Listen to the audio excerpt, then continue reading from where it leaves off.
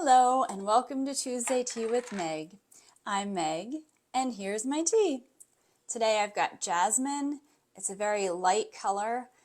Jasmine flowers are really interesting because they're very beautiful. They're small. I guess what I meant to say was they smell really good. They smell amazing. And the taste is what I was expecting the taste to be more like the smell of the flowers, and it's not. It's not like the smell of the flowers or the smell of the essential oil. It's very mild. I want to say slightly bitter, but it's not sweet at all. It's not really very bitter at all. It's mild. So anyway, that was kind of fun. And it's good for a lot of different things. It's calming, it can help with tension, and it can also help with symptoms of PMS and menopause. So it's a real great tea for the ladies. So here you go, girls. Enjoy your jasmine tea.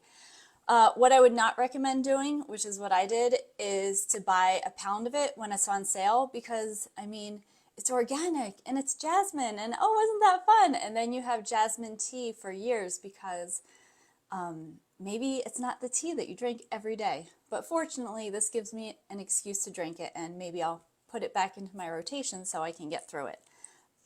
If you're local, let me know if you'd like some, and I would love to share. So that was one thing I wanted to talk about today. The other thing is the maple syrup that I got. So maple syrup is a great sweetener because if you can get it from a local place who just taps their maple trees and boils it, then it's going to be less processed and it will have more trace nutrients in it, which is great. It's lower on the glycemic index, but it is still a form of sugar, so it's not like something you want to indulge on. It's just a good alternative sweetener to sugar. So that's a cool thing about maple syrup. So what happened was a friend invited me over on Sunday because she has this co-op where a bunch of families will tap maple trees on their property and then all get together, figure out how much each family brings, and then they'll dump it all into this holding tank and process it. And what that does is it goes to an evaporator and it gets boiled, and then every so often they take a little out and they measure it to test the density of the sugars in the syrup to make sure, to see if it's ready or not. And then after hours and hours of this happening, I think a short day is something like 6 hours of just letting everything go through the tank and boil. And it's probably shorter if you're doing it on a smaller scale, but this was just a really cool thing to be part of.